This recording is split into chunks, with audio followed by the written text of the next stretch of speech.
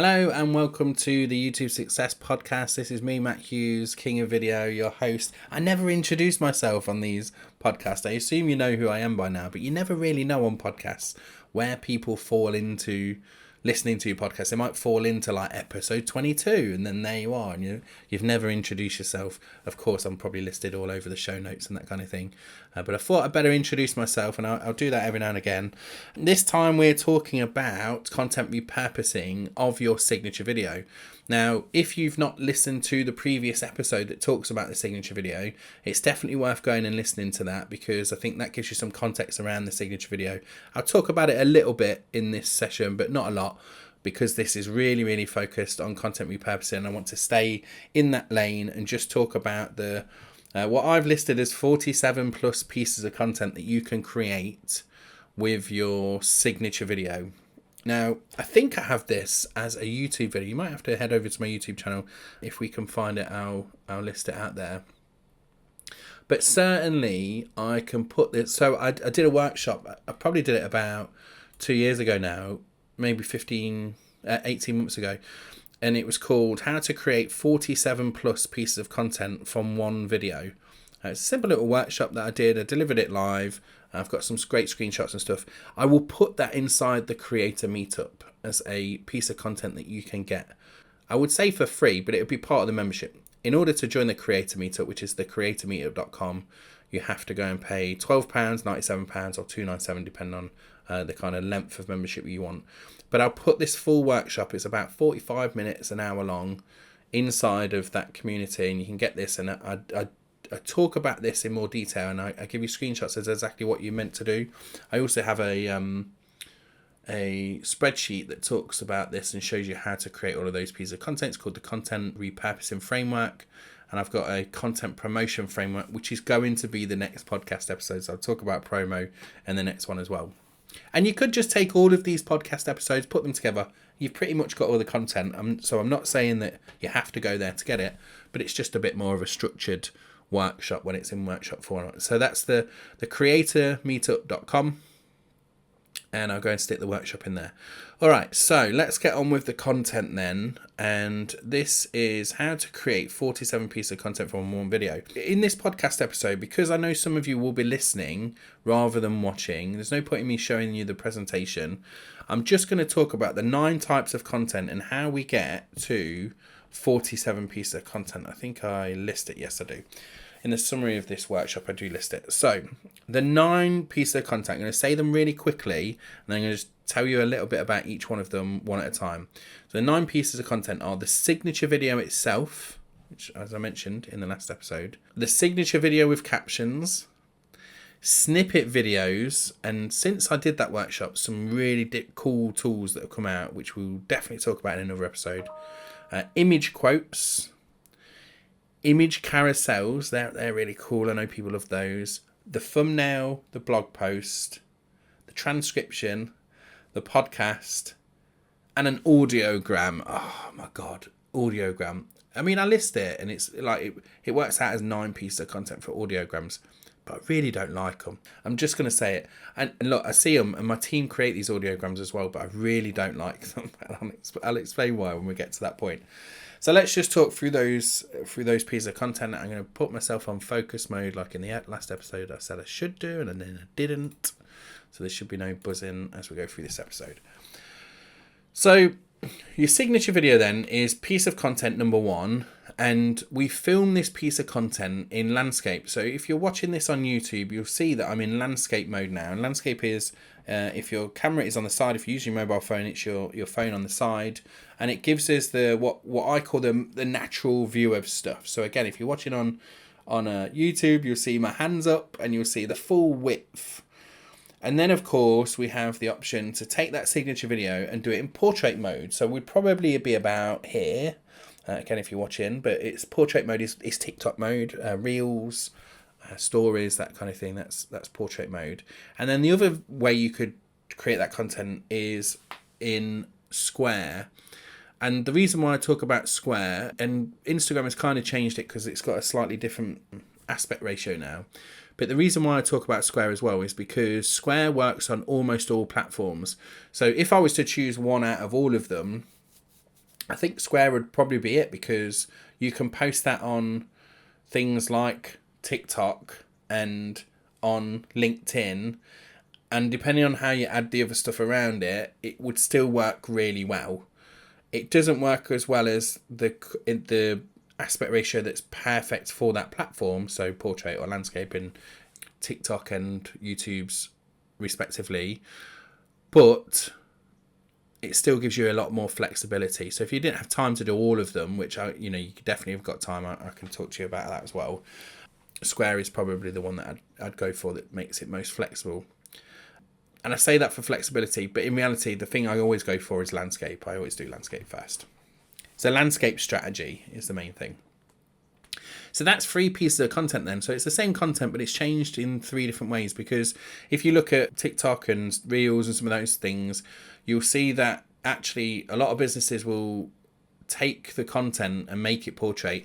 But depending where you're standing in the frame, I'm sitting down now in my chair in my office, but this wouldn't work if I was moving about. If I moved all the way to the left and I did portrait mode, you'd have to make sure that the software that you're using will track you where you're moving. So I still think they're 3 separate pieces of content, and you change them and do a little bit of stuff to make them fit in the right way for the platform that you're using. And then you might think this is cheating, but the signature video and I call it PSL. Right, so I always refer to it as PSL, portrait, square, and landscape. So I'm going to say PSL a couple more times during this. So I needed to point that out. Portrait, square, and landscape, PSL. And then we want to do the same thing with captions. So we can create another 3 pieces of content, PSL with captions.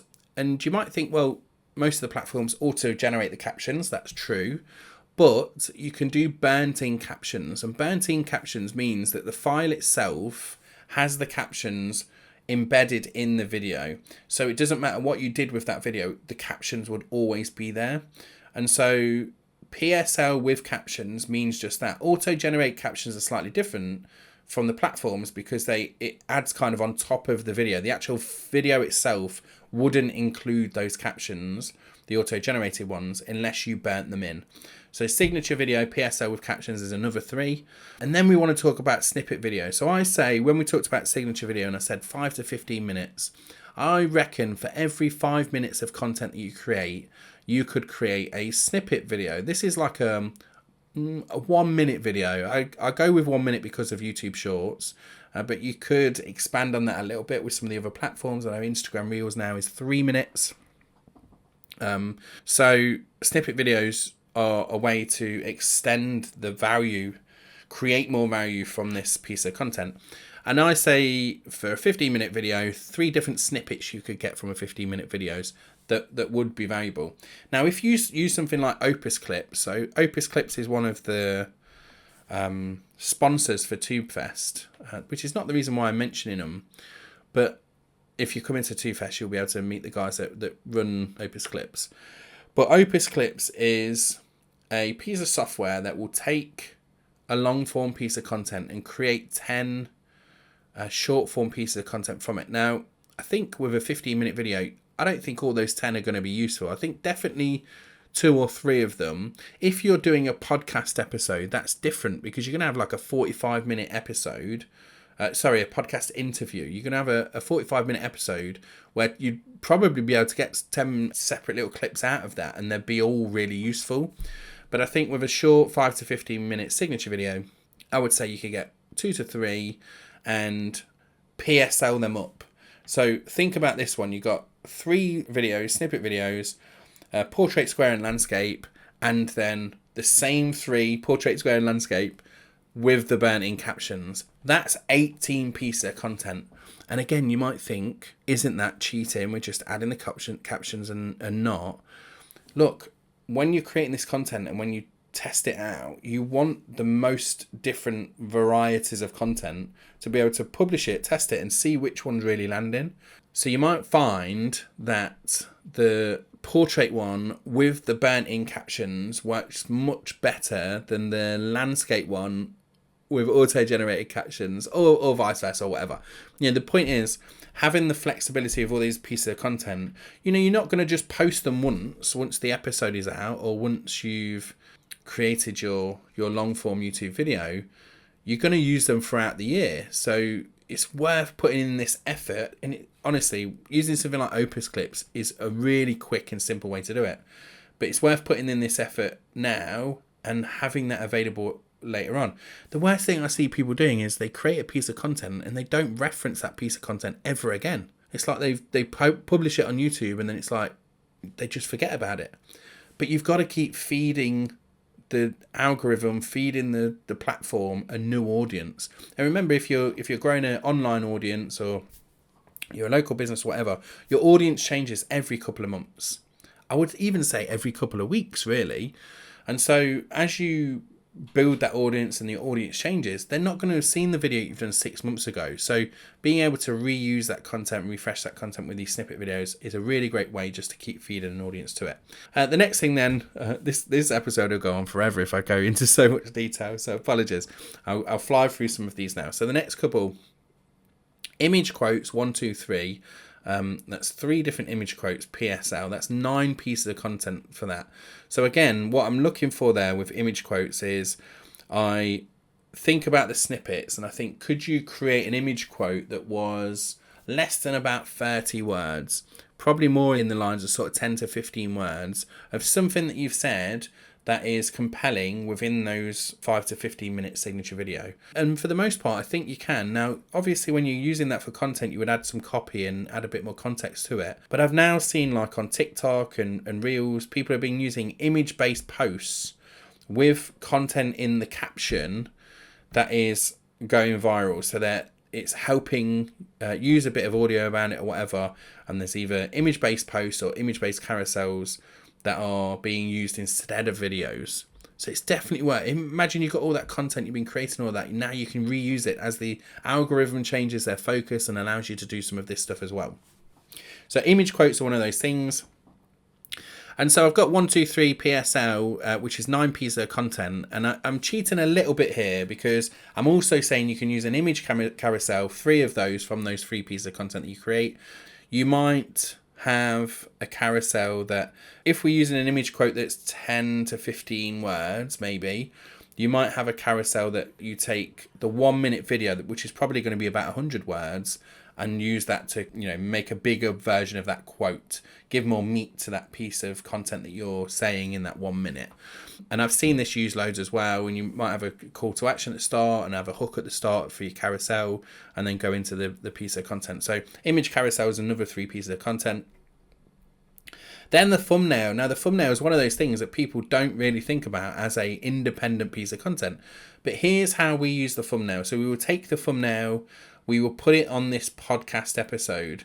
Actually, I think Chris, my VA, who does this stuff for us currently, she creates the thumbnail for the podcast. She creates a separate thumbnail for the blog post. But I don't know, depending on what it is, like we've got a style for the podcast on YouTube and we've got a style for the podcast on the blog post. Actually, I think we're probably going to start changing that to focus on the blog post one. I think having the episode number on the thumbnail, when I was looking at these the other day, I was like, I don't think we need to do that anymore. So we're probably just going to have one thumbnail that works across all of them. And so I've only listed this as 1 piece of content, but you can use that for so many things. So the blog post, the featured image for the blog post, you can use it for the thumbnail of the actual video, and then you might use that as a piece of content that you share when it goes out on socials as well. So it's a multi-use thumbnail, even though I've only listed it 1 piece of content, because it really is only 1 piece of content. Then the blog post itself. So we use something called Descript to edit our podcasts. Descript, the link is in the show notes. It's kingofvideo.co.uk/go/Descript, DESCRIPT, just so you know. And Descript, for anyone who's used Descript for a while, you've probably got the same pain I have around Descript. I really love it as a content repurposing tool, but it can be a little bit clunky. If you've used Adobe Premiere or Final Cut or some of those sort of rock solid pieces of software, and I'm saying they're rock solid knowing that they crash a lot as well. It's not like they don't crash, these editing tools. But Descript, I just find, can be a little bit clunky for general stuff. So I want you just to know that is the case. I don't want you to go and, oh, Matt's recommended it, and then get there and you're like, oh, why is it a bit clunky here and there? It is. But, you know, when we started using it, we replaced 5 different tools when we started using Descript with that one tool. And for me, that is way more valuable than just a little bit of clunkiness here and there. I think as you get using it more and more, it makes it a little bit easier. And things like studio sound. Look, this is not a Descript episode, but I wax lyrical about it because I really do love the software. There's a thing in there you can do where if your sound is not great, and probably these episodes, because I've reset my computer recently, probably need studio sound enabling. And there's just a little tick box and you can say studio sound, and it uses AI to make your sound brilliant. So there's little things like that that are just wonderful about that software. So, and the reason why I wanted to mention Descript is because when we drop it into Descript, the first thing it does is transcribe the video. So you get the transcription, you can then clean up that transcription, and then you can export it as a Word document, or some other kind of format like that, and you can use that to create a blog post. All of the stuff I've talked so far, except for maybe image carousel and image quote, is available in Descript that you can just start editing it. I'd probably use Canva for image quoting and image carousel. So you create the blog post, that's another piece of content. Again, it's a multi-use piece of content really, but we create that, we embed the YouTube video itself in it so people can listen to it. If you go to my King of Video website now and with the podcast, you'll see the podcast episode embedded as well. Every blog post has a YouTube video, the one for this episode that goes on our YouTube channel, the blog post itself, which has some detail about it, and the podcast episode embedded if you just like audio. So all of that happens as part of the Descript process. And then I've got the transcription as a piece of content as well, because you can use that for various things. Then, of course, you could take your video content and create a podcast episode from it. Now, obviously, I'm doing this with this podcast because it starts as a podcast, even though, we're filming it. So it's technically a YouTube video first. But we can then save the audio. So in Descript, you can do save audio as MP3 and you've got a podcast episode. The thing that makes this a better podcast episode is that I'm thinking about the audio listener first. A lot of the time when I see videos that have been repurposed to podcasting is they've not considered that a lot of the things that they talk about don't work so well for audio only or vice versa. So what I'm saying there is if you're creating podcasts out of existing content, just know that some of the stuff like when you say, oh, look at this on screen, just like I did at the start of the video when I said my hands were, at the sides of the videos, I know that those people that are listening are not going to be able to see that. So I have to point out, if you're watching this on YouTube, you will be able to see it because I'm thinking about creating the podcast first. So just a little side note really to know that if you're creating podcast episodes, but you're filming them, make sure you think about those things as well. So a podcast can come out of that. That's another piece of content.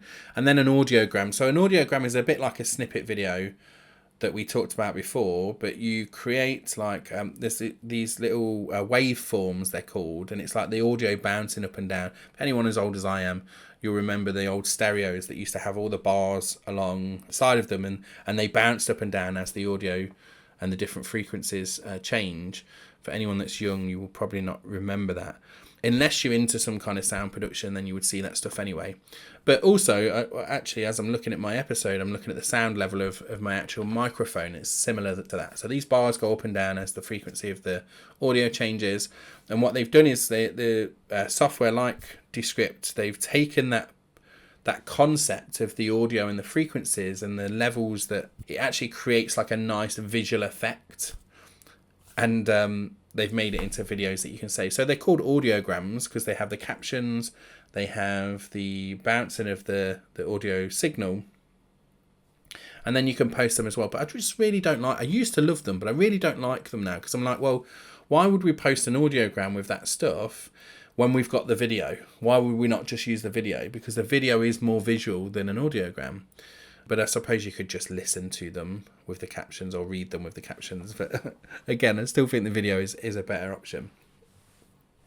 A shout out to anyone that used to have Winamp. Does anybody remember Winamp? Let me know in the comments on YouTube if you remember that. Winamp used to have these little effects that you could add in. It was like a visual effect, and it would create an audio, what was like the visual effect of an audiogram. And that was like in the 90s, 90s, early noughties. Love that stuff. Anyway, I digress. So to summarize this up for you and just kind of make you think about this, and I'll give you the numbers here. So we've got signature video PSL, which is 3 pieces of content. Signature video PSL with captions, another 3. Snippet videos 1, 2, 3. PSL and captions, that's 18 pieces of content, believe it or not. Image quote 1, 2, 3 PSL, which is 9 pieces of content. Image carousel 3. Thumbnail 1. Blog post 1. Transcription 1. Podcast 1. Audiogram PSL is 9.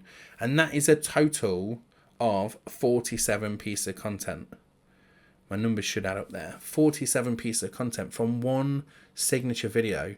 Now, I mentioned in the last episode, imagine if you did that for every video.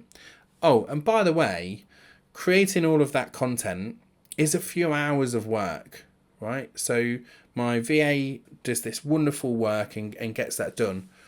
And I reckon we're talking 3 to 4 hours total. She's going to disagree with me. If in the show notes it says Matt's wrong and it actually takes me 10 hours, she can let me know.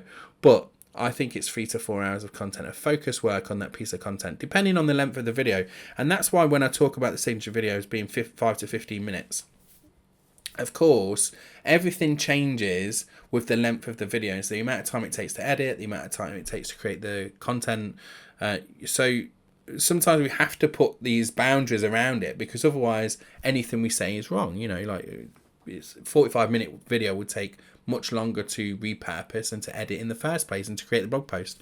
So 5 to 15 minutes, I think 3 to 4 hours is a good amount of time to be able to create all of that content. And then imagine doing that once a week. So you've got filming the episode, repurposing the episode. Maybe you do that in an afternoon or maybe a full day when you're getting started. And then you've got all that content for the next week. I think that's pretty damn good. And that would make you kind of relentless. A little bit like Gary Vee style, your content would be everywhere if you was using all that content. Speaking of your content everywhere, in the next podcast episode, I'm going to wrap this little mini series of episodes up with the content promotion framework. So what do you do with that content? How do you get that out there? I've got a spreadsheet. I'm going to just go through the spreadsheet in really a little bit of detail and explain how you take all of those pieces of content then and use it to promote. And actually, if you put these 3 things together, signature video, content repurposing framework, content promotion framework, you've got a strategic ecosystem for your content that would bring in more sales and leads. And I think that's the most important thing here, is having a strategic view of your content right from that signature video, that one video that we're creating, to create a relentless promotional ecosystem. All right, that's it. My name is Matt Hughes, King of Video. Don't forget to head to thecreatormeetup.com to see this workshop in full, and I will see you in the next episode, or you'll hear me in the next episode. Bye bye.